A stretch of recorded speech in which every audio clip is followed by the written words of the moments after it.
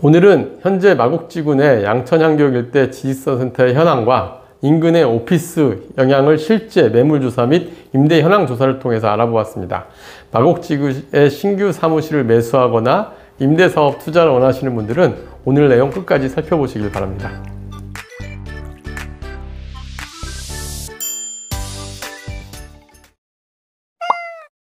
안녕하세요. 월세호스TV의 최영식입니다. 네, 오늘 알려주실 내용은 무엇인가요? 네, 저희가 그동안 마곡지역에 대해서 그동안 영상이 좀 소홀했죠. 그래서 오늘은 마곡지역의 지금 현재 이슈가 되고 있는 내용입니다.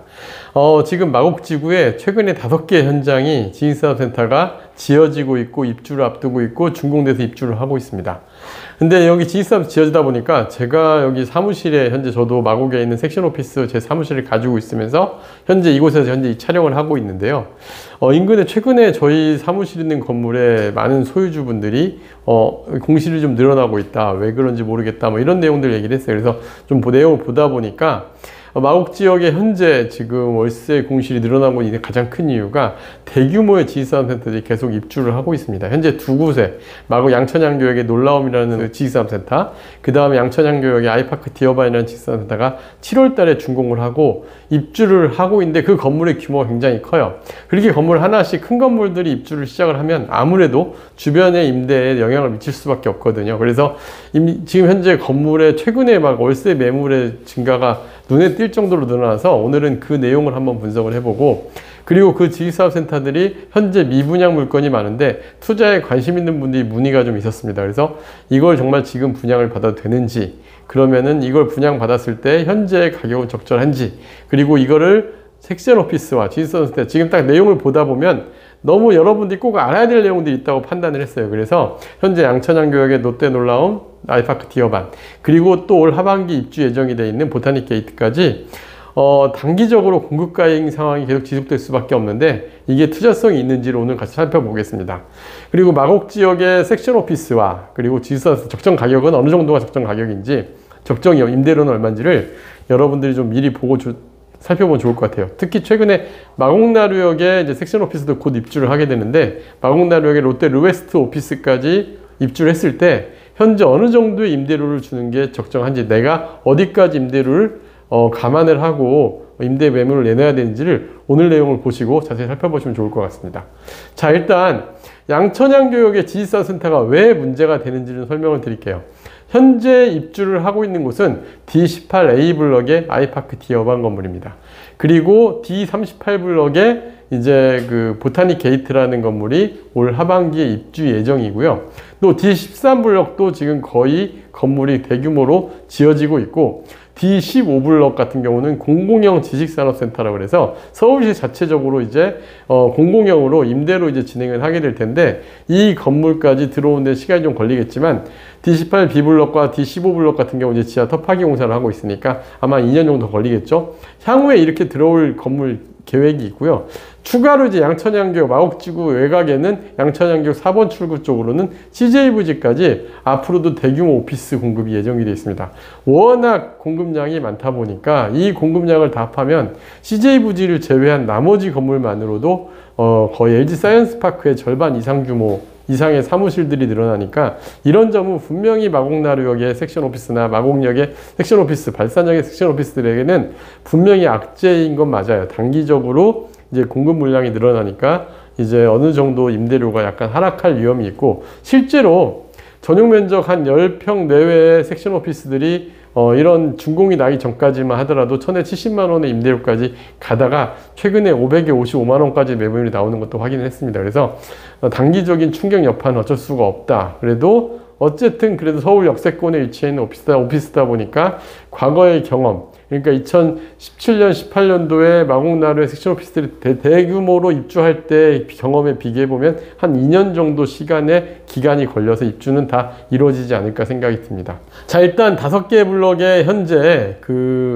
면적에 들어오는 것까지 다 하면은 약 36만 3,804제곱미터의 건물 연면적이 생기는 거예요. 그러다 보니까 당연히 공실은 늘어날 수밖에 없을 걸로 보여집니다.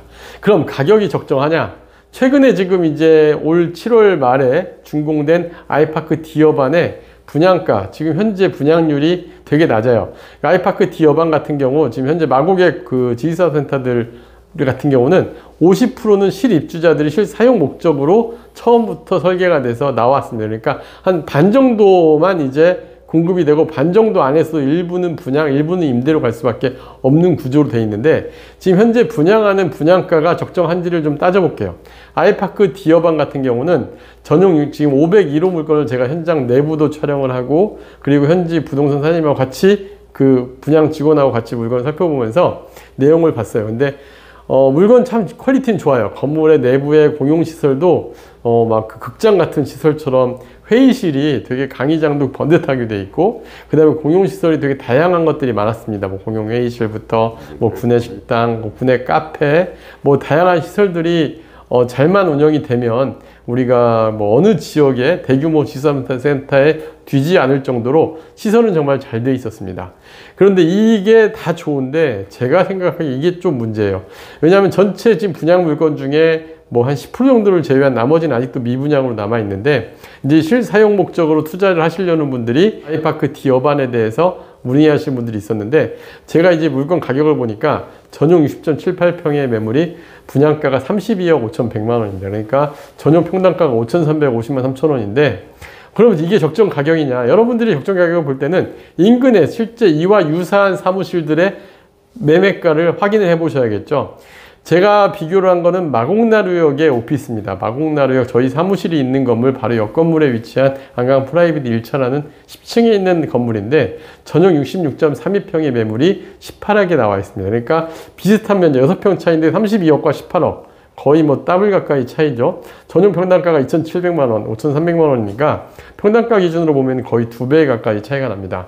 근데 임대료가 그렇다고 차이 나느냐? 임대료를 보면 이래요.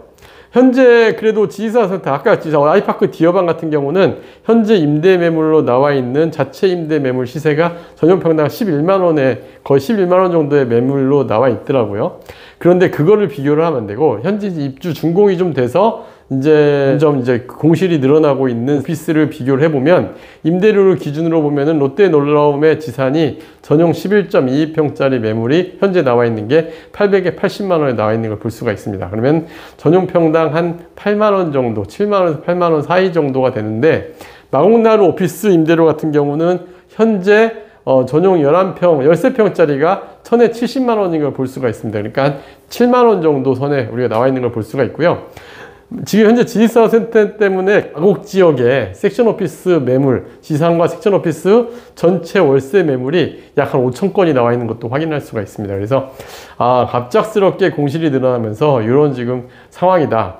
그리고 지금 현재 지식사업센터 분양받으신 분들이 어느 정도 가격의 매매로 잔금이 안 되는 분들이 어느 정도 나왔냐면, 계약금 포기해서 나와 있는 게 전용 평당 3,100만 원 정도에 나와 있는데, 반대로 요와 유사한 마곡나루의 섹션 오피스가 전용 평당 2,200만 원대의 매물이 있으니까, 이렇게 비교를 해보면 현재 계약금 포기한 지식사업센터 매물이 거래가 안 되는 이유가 바로 여기 있습니다. 위치를 보면 마곡나루역의 오피스가 훨씬 더 좋은 위치예요. 왜냐면은 9호선 마곡나루역 같은 경우는 급행의 공항철도 환승역인데, 이 오피스의 위치가 정확하게 마곡나루역 도보 2분 거리에 위치해 있는데, 롯데놀라움 오피스 지식사업센터 같은 경우는 가장 큰 장점은 서울 식물원을 정면으로 뷰로 활용이 되고 있다는 큰 장점이 있지만, 단점은 여기서 거리가 도보로 한 7분 정도 거리 있다 보니까 직원들이 아무래도 좀 더 싫어하겠죠. 그래서 이런 점들이, 장단점들이 명확한데, 현재 매매가나 임대료를 보면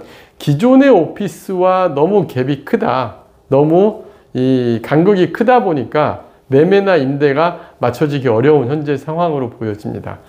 그래서 제가 이거를 이제 표로 하나 딱 정리를 해볼게요. 이걸로 보면 여러분들이 양천향교육의 지식사업센터와 마곡나루 섹션 오피스가 지금 어떤 상황인지를 완벽하게 이해하실 수 있을 겁니다. 양천향교육 지식사업센터들이 지금 그 현대 아이파크 D여반을 시작으로 계속적으로 입주를 하는데, 2024년 7월 이후부터 준공이 됩니다. 그리고 마곡나루 섹션 오피스들 같은 경우 2017년, 18년도에 준공이 됐는데, 현재 매매 가격 기준으로 보면 마곡나루 섹션 오피스가 전용 평당 2천에서 3천만 원 사이의 매물들이 확인할 수가 있고요. 반면에 양천향교육 지식사업센터는 롯데놀라움 3,500만 원대를 포함해서 약 한 4천에서 5,300만 원 사이의 분양가가 이루어져 있습니다. 전용 평당 임대료는 사실 근데 그렇게 차이가 안 나요. 한 7만 5천에서 11만 원 사이를 한다면 마곡나루역이 6만 8천에서 9만 원이니까 현재 임대 수익률은 지수센터들이 한 2.5에서 3%, 아이파크 디어반을 기준으로 하게 되면은 한 2%대 해당이 된다고 보면 됩니다. 근데 이제 양천향교역 지수센터의 가장 큰 장점은 좀 대규모로 마곡나루역의 섹션 오피스 대비 한 2배 정도 크기로 건물마다 이루어져 있어요. 그래서 연면적이 넓다 보니까 대형 공용시설이라든가 회의실, 사무실에 맞는 시설들은 잘 갖추고 있습니다. 반면 마곡나루역 섹션 오피스 장점은 상대적으로 저렴한 평당 가격이 가장 큰 장점이에요. 또 인근 지식센터 대비해서 공급 가격도 50% 이하 가격이다 보니까 이 점에서는 분명히 여러분들이 만약 사무실 사용자를 한다면 이런 부분에서는 마곡나루 섹션 오피스를 살펴보는 게 낫지 않을까 싶고요. 그 다음에 역 자체도 그 마곡나루역이 좀 더 낫겠죠. 9호선 급행, 공항철도, 환승역, 연면적도 한 10,000평 미만 내외 정도의 중형 규모, 마곡나루역에는 대형 규모 오피스도 있습니다. 그래서 그런 것들을 감안을 해보면은 가격적인 측면, 현재 여러분들이 오피스를 투자한다 그러면 섹션 오피스 쪽이 좀 낫지 않을까 생각이 들고요. 단점은 양천향교역 지식센터는 일단 가격이 가장 단점이에요. 현저하게 높은 분양가, 현저히 높은 임대료 때문에 당분간은 공실 위험이 상존한다. 반면 마곡나루 섹션 오피스의 단점은 현재 지식센터의 공급이 늘어나다 보니까 당분간은 임대 수익률 회복이 좀 어려워 보인다는 단점이 있습니다. 그래서 이걸 장단점을 잘 비교를 하면서 여러분들이 이 물건 투자를 할 필요가 있는데 오늘은 특히 가격 위주로 그 다음에 지역 위주로 우리가 비교를 해봤는데요. 오피스와 지식센터 여러분들이 장단점을 잘 알고 투자를 하시는 게 되게 중요할 것 같아 오늘 내용 준비해 보았습니다.